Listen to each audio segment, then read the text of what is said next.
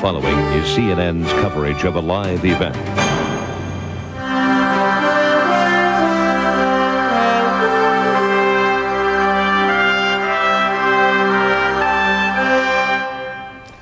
Well, the big headline in one of the New York City tabloid newspapers today, Earth invades Mars, and the headline is accurate. It's not one of those scare headlines. On the surface of planet Mars right now, the Pathfinder Martian lander. NASA officials from the Jet Propulsion Laboratory are about to begin a news briefing.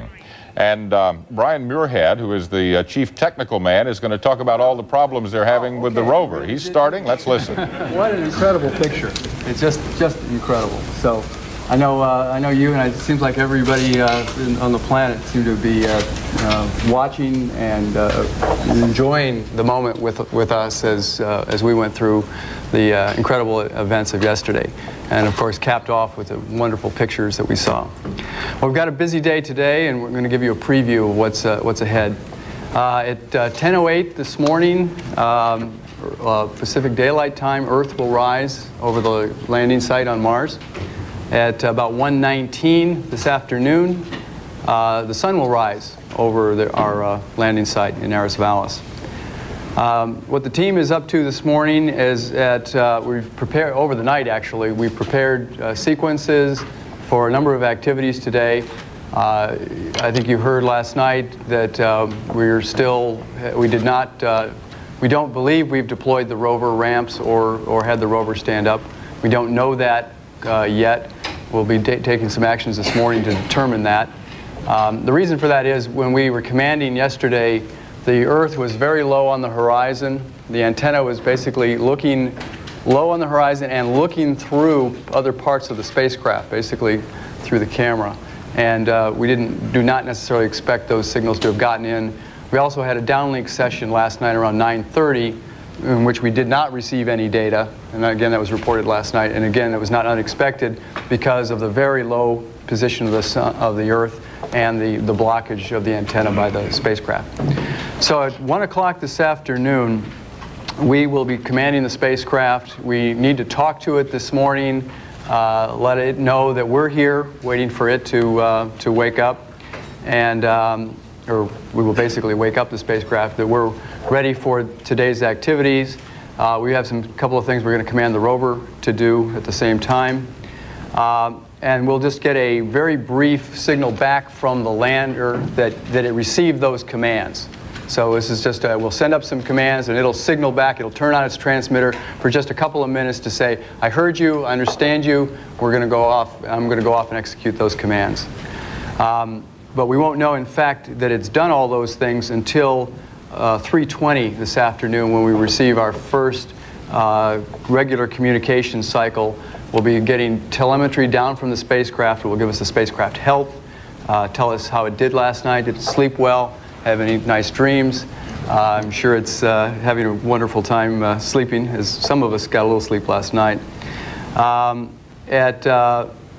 If everything looks good in that telemetry, well, I'm sure it will look good. At 5:58, we will have sent a command to execute the ramp deploy and the rover stand up again. Since we don't know whether it's happened, we would know if it had happened at the 3:20 downlink. Assuming it did not happen, we will send that command again. And that's to deploy the forward ramp and have the rover stand up. And again, the spacecraft will respond with a short semaphore saying, we understand the command and I'm going off and executing it. The real excitement then starts a little later at 6:28, when we should get back our images of the rover ramps deployed. Rover ramp, just one ramp right now, deployed onto the surface of Mars. And some additional images will also come down at that time at 6:28.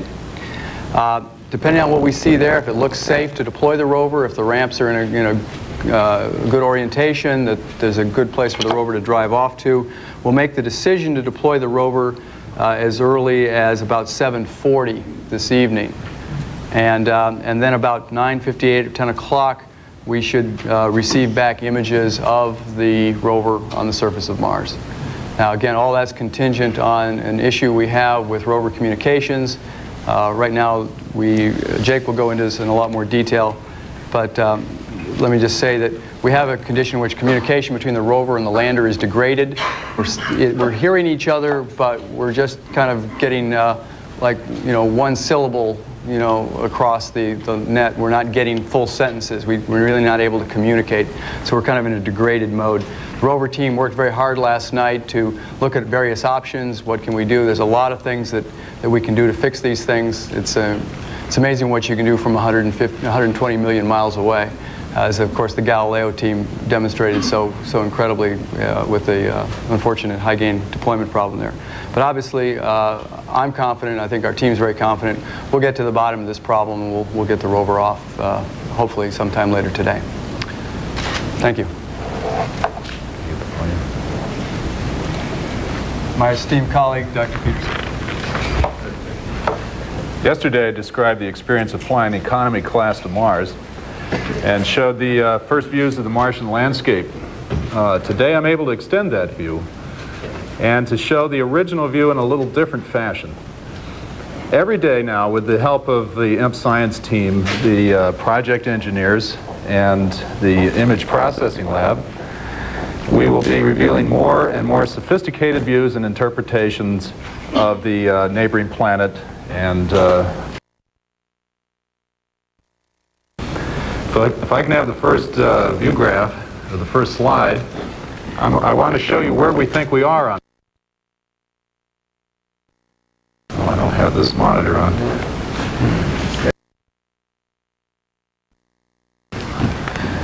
Up here. And notice how close we came to a rather large crater. Very close. Like having a little trouble seeing the monitor, but looks like they cycled. Well, it's actually one of the reporters just tried to turn it on. Skip, this monitor's not working. But where these lines come together is where we think we are, and the lines are showing objects that are significantly above the local terrain, so that we hope to see these objects on the horizon or nearby. So the first thing we've all noticed yesterday in the pictures is a little bit of a hill right behind the rover, and that's this little knob over here to the left. And still, and that's the same picture. The next picture, please. Well, the next picture is that one that's the, there it is. The rover, now geometrically rectified so it doesn't look distorted as it did yesterday. And there's a few things I'd like to point out to try and encourage your thinking about what this landscape might be, just as we're encouraging our own thinking. One is this interesting group of rocks here. If you may have noticed, or you may not have, that they all seem to be slanted, kind of in a northwesterly direction. This rock here, this rock here, this one, and this one, they're all kind of leaning towards the northwest. Now, if you remember from the introductory remarks in the last few days, we're in a floodplain channel, and the floodplain is flowing from south to north. Could these rocks be oriented that direction because of the influence of that last flood? This is a question that is being asked up in the science area. Now, of course, I don't know the answer, but just to help you think about the picture. We also see, if you look closely, that the soil is not all the same color, that there's areas that are more brightly colored and areas that are darkly colored. So there's definitely two different types of soil here. That may be that some of the soil is brought in by a wind process and dropped onto this scene and therefore isn't really native to this area, or it may be for some other reason.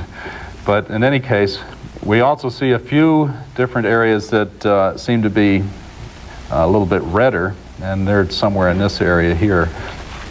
These are areas we hope to send the rover over the next week or so. And we're also looking at a couple of rocks as places for the rover to visit once she gets off her pedal. And one is this rock here, and we're going to take some close-up views, I believe, tomorrow of this rock with all of our filters and try and make a scientific assessment. And the other rock we find interesting is this sort of tabletop rock over in this direction. So these are the things we're thinking about in this picture. We know now that this hill is not a crater. that it's just a small knob that would show up in the Viking picture as a little bump. That's not, even though it looks kind of like a crater rim, it's not a crater. Now let's take a look at a new view. Turning to the south, unfortunately we have no color imagery yet. This is the red filter. It's compressed 12:1. This is what looks to me like a Viking scene. It's kind of flat, lots of rocks, but small rocks. This close one is not all that high really, because we're down so low, it makes it look a little high. Now, these breaks in some of the lines here are caused by parallax. That target is just right close to the camera, and as we turn our head, as you would turn your head looking at your finger or some other close-by object, it moves against the background. So it's very hard for us to line up the close-by objects. And down here you can see where the azimuth mast is. This is taken early yesterday, and therefore before they deployed. But now let's look at, this is, by the way, if I didn't mention, towards the south, and this is the rim of that big crater that I showed in the first picture. Several kilometers across, that's just the edge of it. And if you look very closely in this picture, there's a little bump on the horizon. We think that's way in the distance, one of those knobs that the line in the first slide was pointing to. How far in the distance is that crater? Oh, 3-4 kilometers. And unfortunately, the low-gain antenna, which is this object right here, hides the rest of the crater. So even if we showed the rest of that picture, you wouldn't see anything. But as soon as we deploy, we'll look over that low-gain mast, and we'll be able to see a very nice view of this crater. So this is something to look forward to when we deploy our camera at the end of the day. Right, Brian? Yeah. Whenever you decide you want to deploy it there. Yeah, we would normally deploy it after we complete the set of images coming down around 6:30. Okay, now we've looked to this is pretty much a view to the south. Let's turn around and look more towards the north in the next slide. Now the picture, those are the first picture I showed sort of ended right here, and now we have some additional information that I can show, and this big rock, which is, I'm just guessing because we don't have stereoscopic views yet, but I think it's at least 1 meter in height. It's probably as high as the camera is, because you can see it's lined up on the horizon. We came very close to that rock. Now, if we're landing with thrusters and landed on a rock of that sort, we would be in real trouble. So the airbags, again, have worked really admirably. We again see the scrape marks where the airbags were retracted. Some of us think we can see additional scrape marks from when the airbags were re-retracted. Mm-hmm. And this is a rock we're quite interested in from its color properties. I don't have a slide to show that, but I will soon. But the most mysterious thing in this picture is this little object on the horizon that has been likened to a couch. Somebody suggested there was a homeless person camped out there. But I thought it might be the parachute. Brian thinks the parachute is brightly colored, and that couldn't be the parachute, and therefore the geologist, of course, immediately thought it was an interesting rock feature. But this is definitely something we're going to be looking at, and as we're allowed to change our sequences after deployment, we're going to look at that feature with all our color filters and try and see if it's different in color from the other rocks.